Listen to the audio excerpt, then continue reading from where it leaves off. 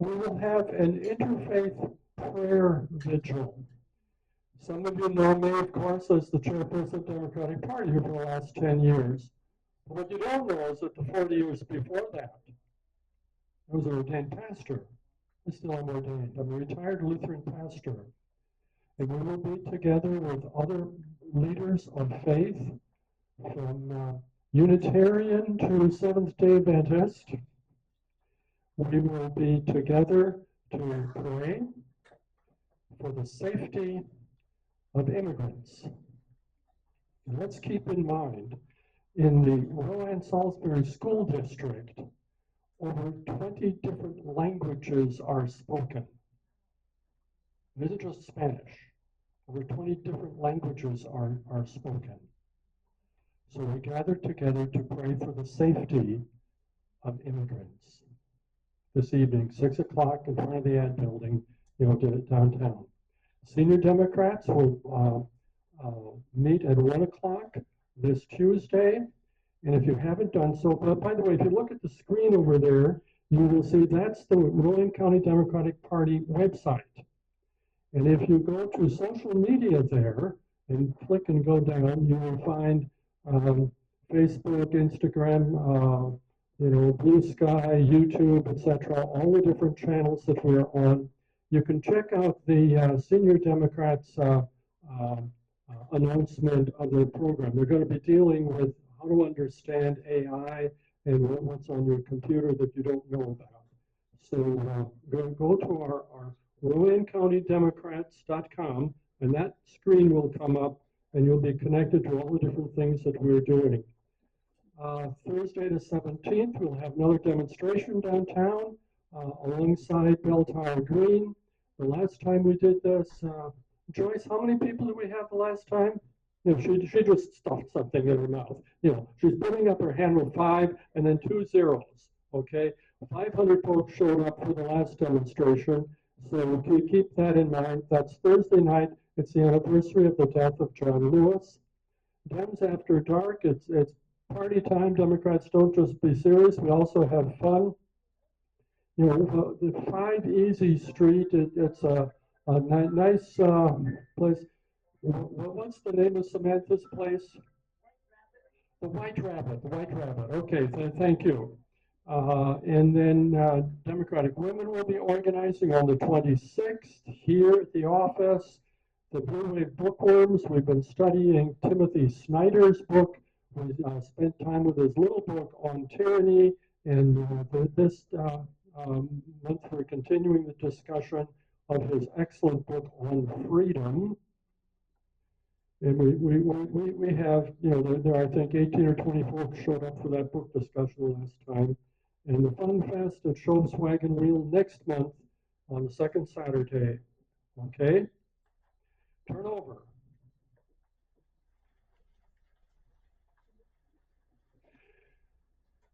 I spent 40 years every Sunday preaching. Okay? And you'd say nice things, you'd say good things, and people would say, oh, that's a wonderful sermon, Pastor. Oh, that was so nice. Well, thank you very much. A great sermon. And go out the door, and nothing changed in their lives. They didn't treat people any better. And sometimes they did. And anything that you asked them to speak, well, they just kind of forgot by the next week. So I learned a long time ago that you need to be specific when you're saying something to people. Let's go out and be Democrats.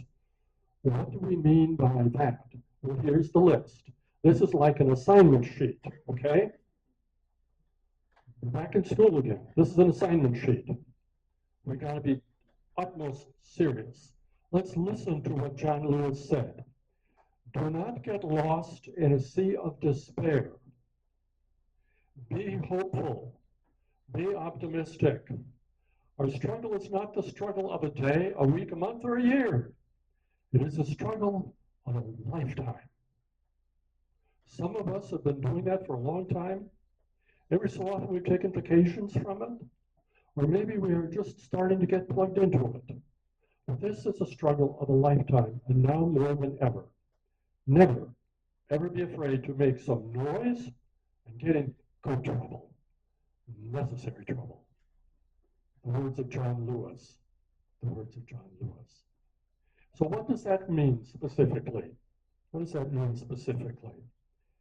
It means we have to keep up with the news. Now, granted, 4 times a day, some new crazy thing's going to happen. Do the best that you can to learn exactly what is going on. One of our best resources right here in Salisbury is the Salisbury Post. Pam, are you there? You've got something that you want to say about our local newspaper. Past years, it wasn't necessarily the finest example of journalism representing everybody and all concerns. That's not the case today. It's not uncommon at all for the editor, Chandler Indians, to be right here in this room with us, listening to what we're saying, keeping his finger on the pulse of what's going on here in the Democratic Party. And Pam's going to share some of the headlines of what's going on here. By the way, this last week, our first vice chair, wearing a beautiful pink dress, as she was speaking at an anniversary gathering of the African American School in Granite Quarry. You know, she's in New York with her daughter, celebrating her daughter's graduation this morning. But there she was, front page. We make front page here in Rowan County, in Salisbury. Pam will share with you some of the stuff that our paper has done.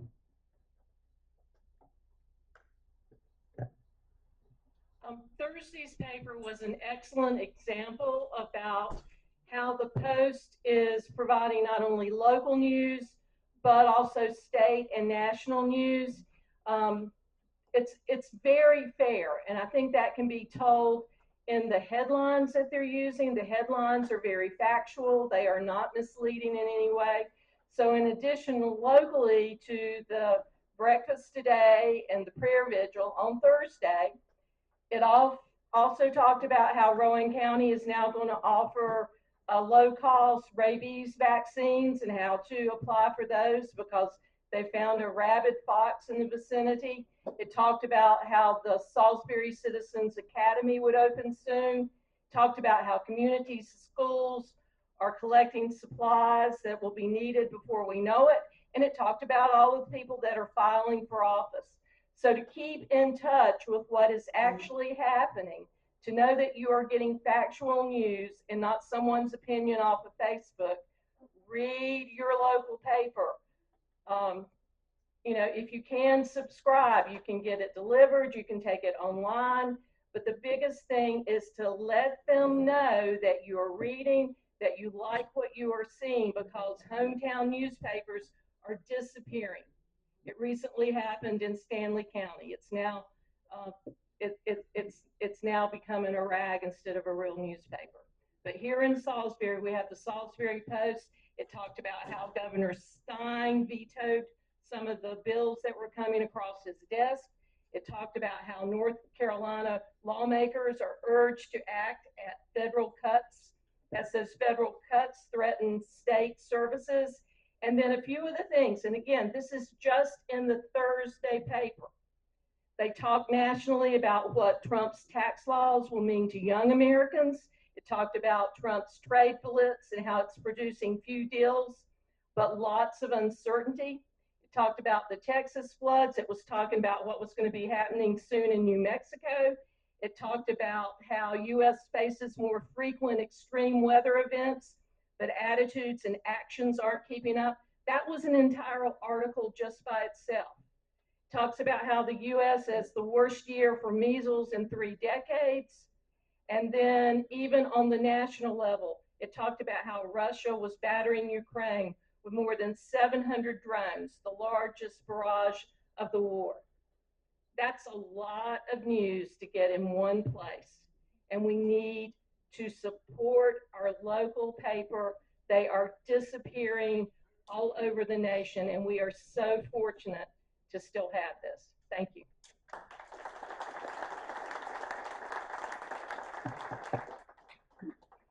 And one of the other things that connects us, staying up with trusted journalists and sources, there's a section, if you take a look on our website over there on the screen, it says Voter Speaks. You can click on Voter Speaks and you will see what our editor, Voter Speaks, puts up from articles in the paper, other things that come along. By the way, her name is Pam Bloom and she's right over there.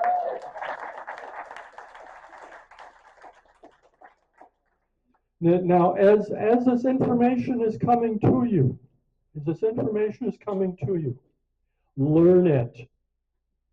Learn it so that you can fluently speak on the meaning of these issues as they connect here to us. Okay?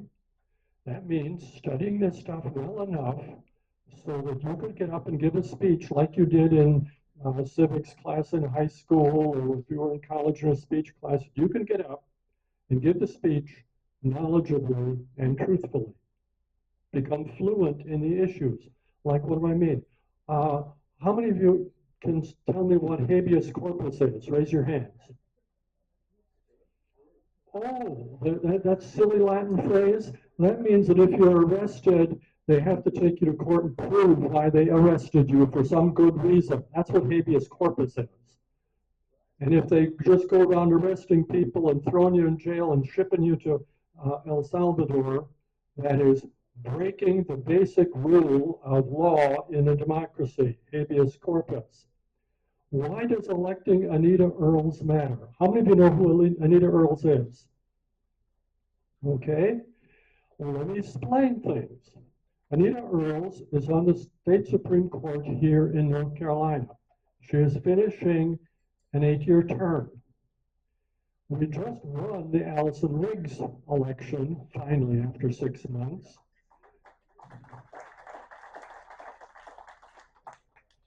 And together with Anita Earls, there are 2 Democrats on that Supreme Court. We lost the Supreme Court a couple of years back here. Remember when Sherry Beasley was running? We lost by how many votes? 401 votes. We lost the Chief Justice of the state Supreme Court. Anita Earls' re-election to the Supreme Court will keep 2 Democrats on the Supreme Court.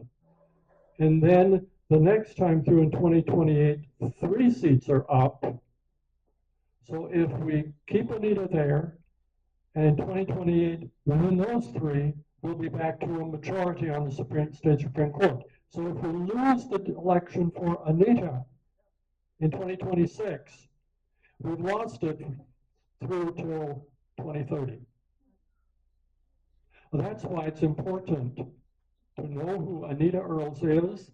I've been trying to get her here as a speaker. I think we may be able to get her in November, but we're in touch with her campaign about that.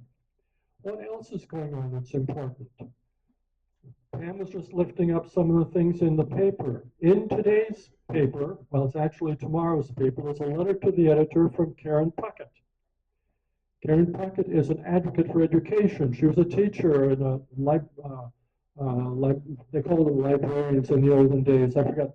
And then she taught ESL. She's retired now, but she watches things very carefully. This big cut in education that the Trump administration is being so efficient about. A letter to the editor in tomorrow's paper points out that our local school board will lose $1,561,404 because of that cut. Well, that's how you can hear that they're going to destroy the State Department of the federal government cabinet position of education, and that's way over there someplace. But you can bring it home to your children and your grandchildren. It means losing $1.5 million here in our school district. You don't like turning on the water faucet at home? Water comes out? Any place you live here in Rowan County? You like flushing the toilet? That all comes through Rowan Utilities. Rowan Utilities was going to move our water pumping station on the Yadkin River because it almost got flooded out in Helene. It came very close to being flooded out. Now, you flood out that equipment, and you're shorting out circuits and messing up things badly.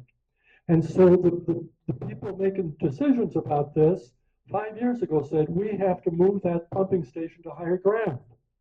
And they worked the whole thing out, did the engineering and the architecture and all that kind of stuff. And FEMA made a commitment of $22 million to make that project work.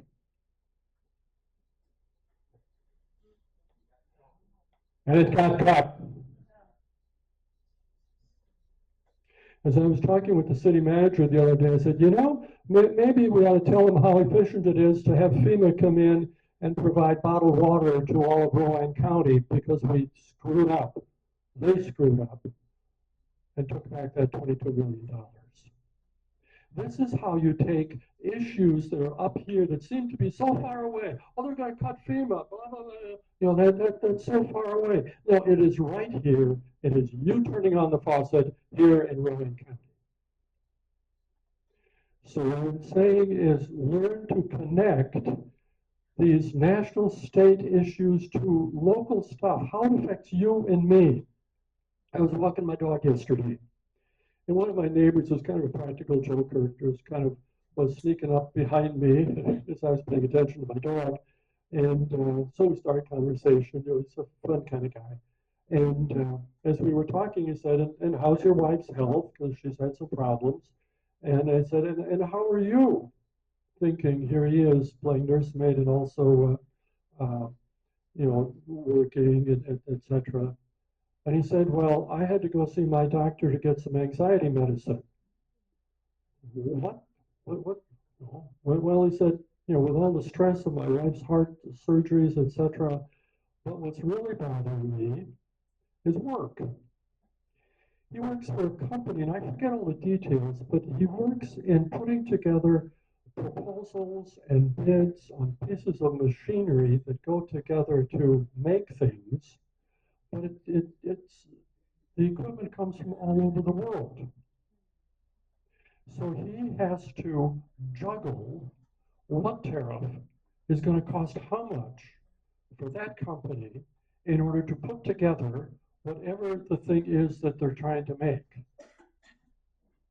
Needless to say, with the tariffs going boing, boing, boing, boing, boing, boing, boing, boing, he's on anxiety medicine because he can't give a straight answer to his boss of what something's going to cost 6 months from now when they're trying to put it together.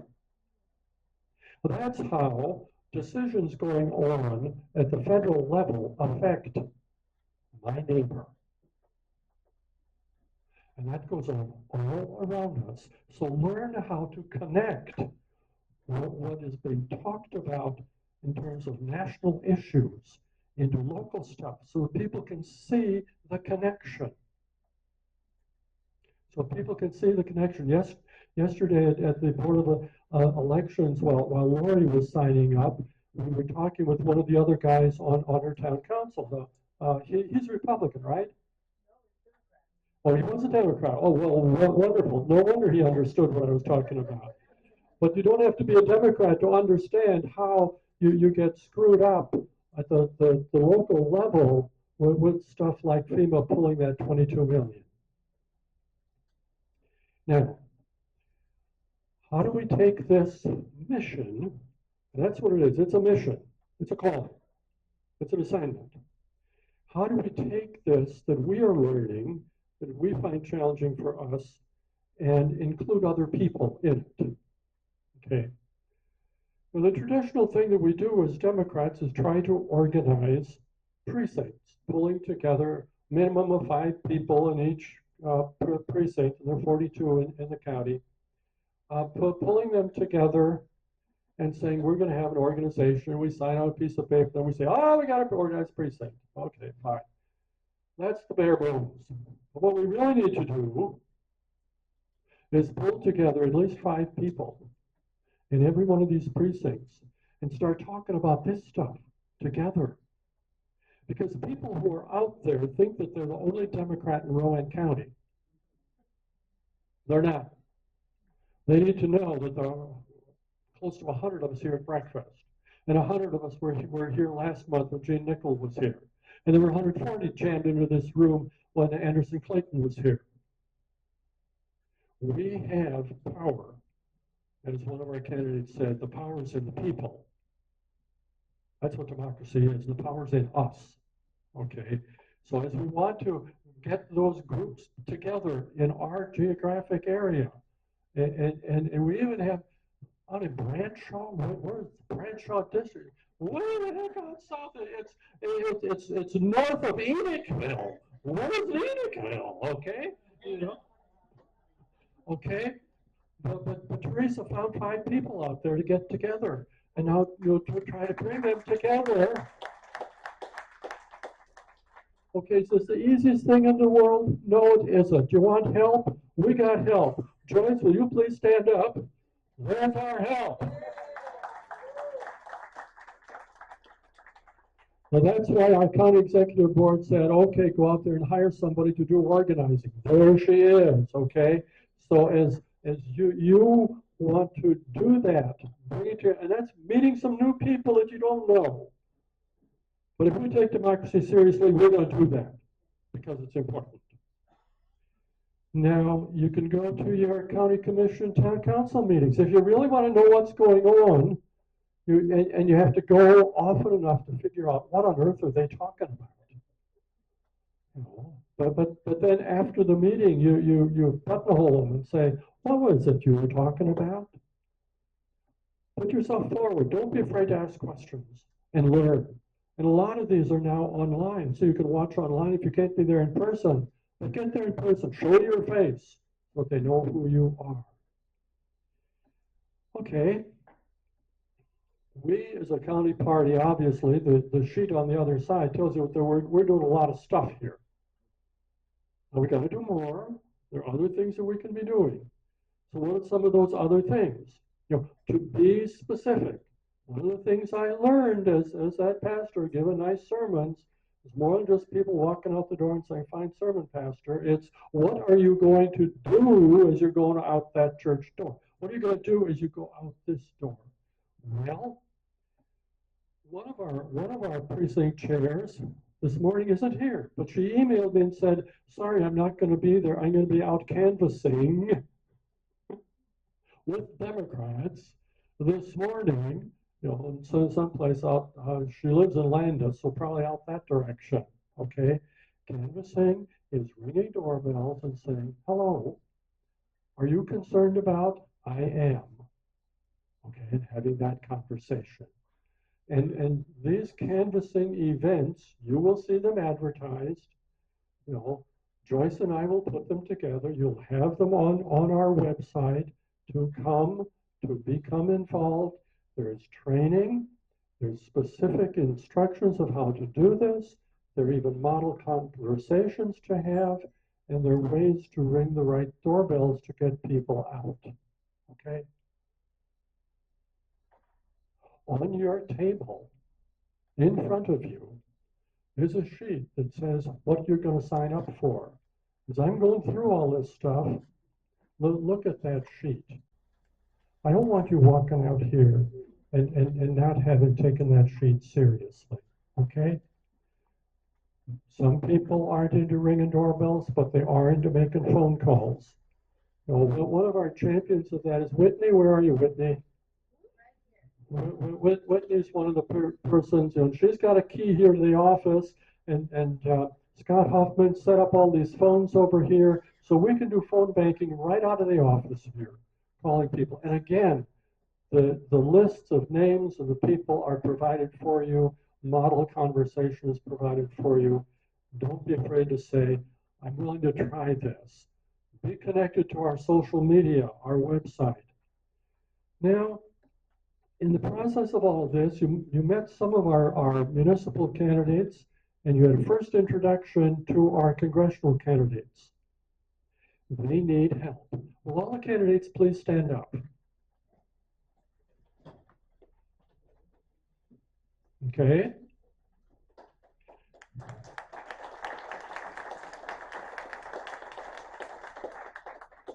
Now, if these 3 people, let's say that want to run for the congressional seat, are going to cover all of Rowan County, Davie County, Davidson County, parts of Forsyth, and on into Guilford County.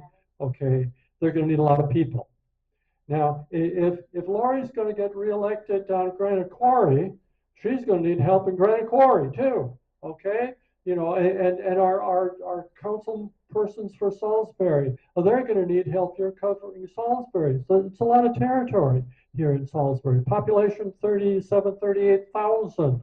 But these are people who need your help. If you say, I want to help make democracy work, before you leave today, talk to them. Say, what kind of help do you need? How can I be of help to you? And they'll be sitting there with their paper and pencil. They're going to write on the back of one of these sheets what your name is and how to get a hold of you, okay? But these are the people that you can talk to about how to do some of this stuff. So that we're serious about democracy. It isn't just saying, oh, I'm serious about democracy. It's, who can I help to get out the vote? Okay, thank you very much. You can sit down.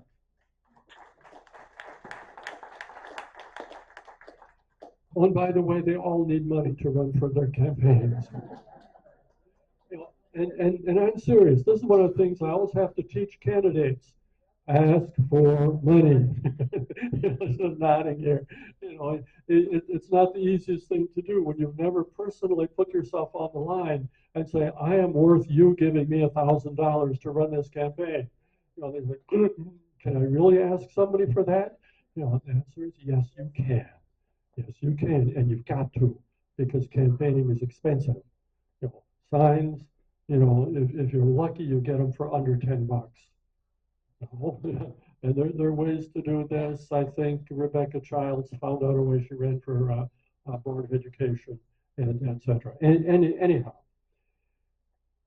get involved with these local elections. How do you do that? Well, at the current moment, I have a binder on my desk, a 3-ring binder, of all the people who have served as judges in the precincts. The 3 people who have served as judges in each one of the precincts. I get to call half of those people, and my Republican counterpart is calling the other half of those people to line up and say, we will be the judges for the election. Now, that's a paid position. It isn't paid a whole lot, but do we have some election judges here in the room? If so, please stand.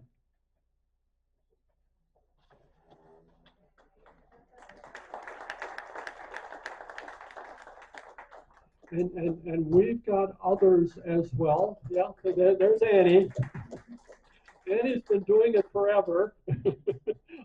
Spencer, you know, and that's great. You can become an election judge. Now, those positions at the current moment are being filled by the phone calls that I'm making and my Republican counterpart is making, working together with the Board of Elections.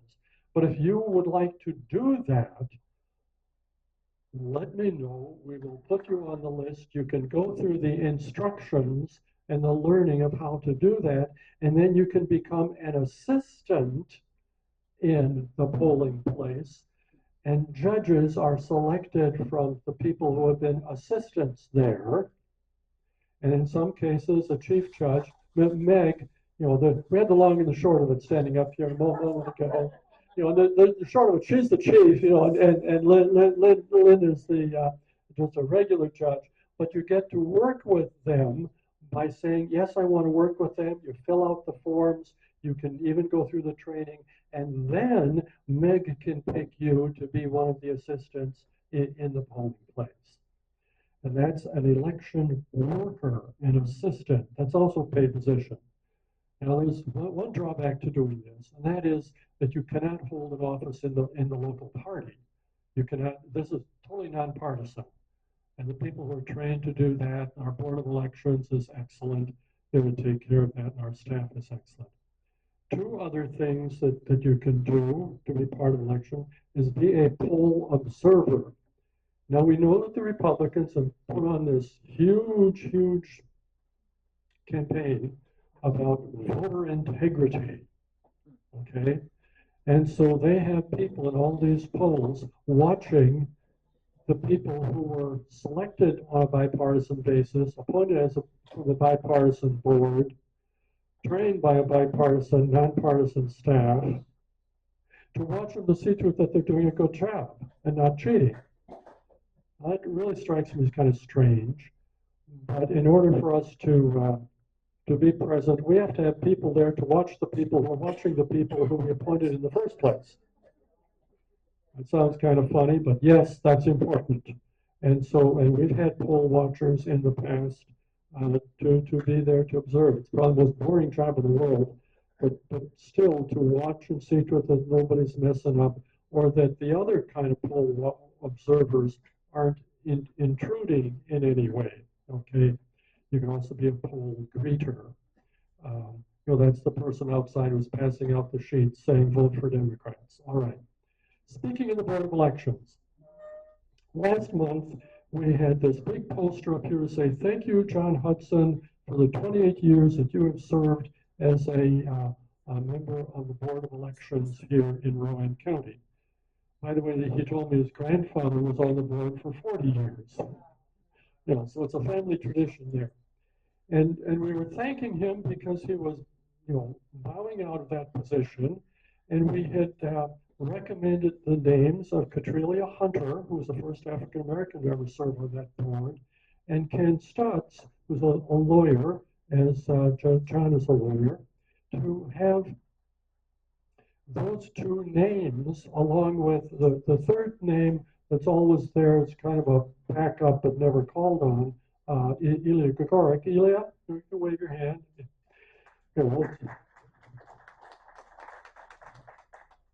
And so we submitted the names of Catrelia Hunter, Ken Stutz, and Ilya Gagarik.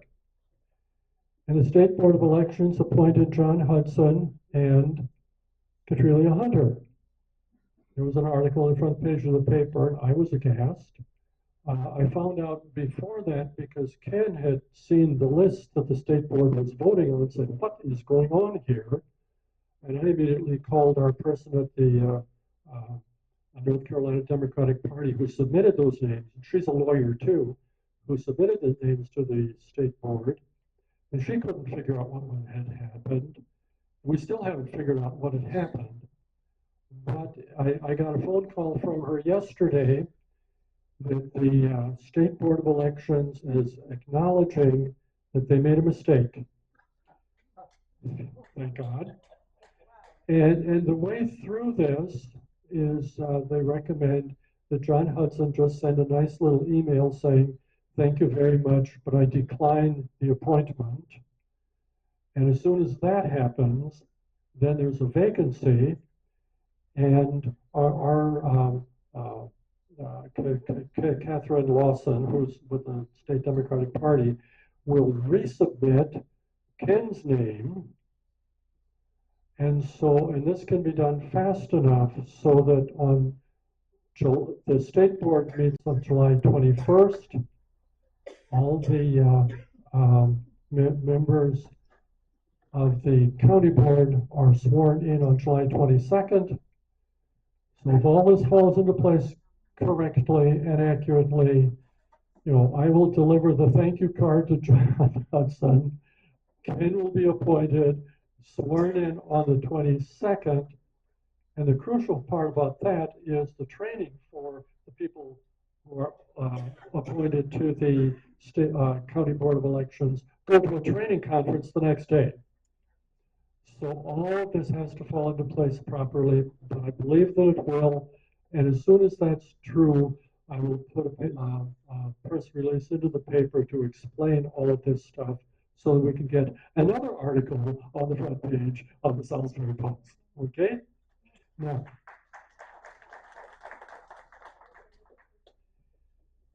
isn't it fun to learn all the stuff that goes on?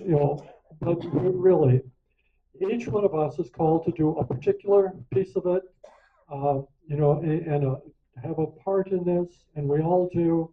And I want to thank Lisa in advance, Lisa De La Cruz, for the prayer vigil this evening. She will be our simultaneous translator. So I will work hard to speak slowly and introduce the various people, faith leaders who will be leading in prayers at the county building this evening at 6 o'clock. So I conclude by saying thank you for being here. So Cyril needs to say something before we go out the door. Yeah?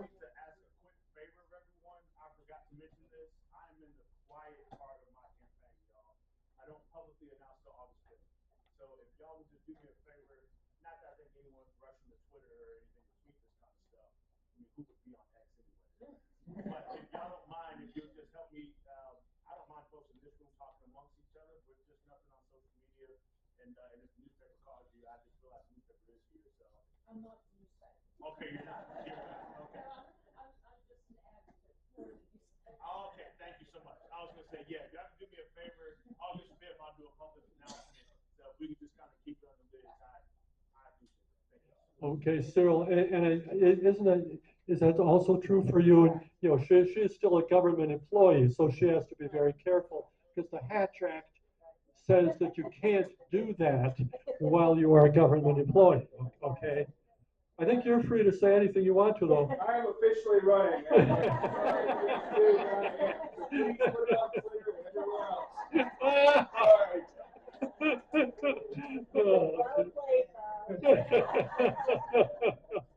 Oh, okay. Now we need to say something about next month, and will the two of you stand up because here are the co-chairs for the Fun Fest for next month on August 9th.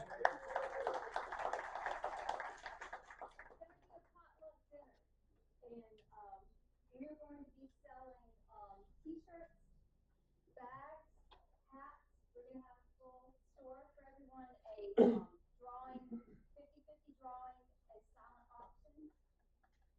So just so you know, we need help. I think this is going to be a big picnic this year. We have a live band will be performing.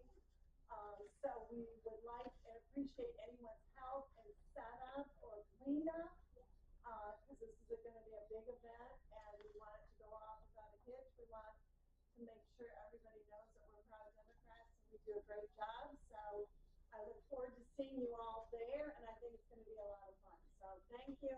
We'll see you on the night. 12 to 4. 12 to 4. Oh, okay. Doors open at 12, but Joyce has the sign-up sheet to help with setup at 11, and then you have to stick around. We need at least 10 people to stick around afterwards to do the cleanup, and you know the guy Jimmy Schoaf, who owns the place, always works hard getting things set up. Those are very heavy wooden tables. You think these tables are heavy? They're heavier. They're the brand before this brand was invented. So we look forward to seeing you next Saturday. Bring friends, bring neighbors, bring those new people that you got to know in your precincts. And please, let's see you all next Saturday, August 9th. Show up by 12. We're eaten by 1. And speakers start at 1:30. Okay? Amen. Hallelujah. Great to see you. Give yourself a hand.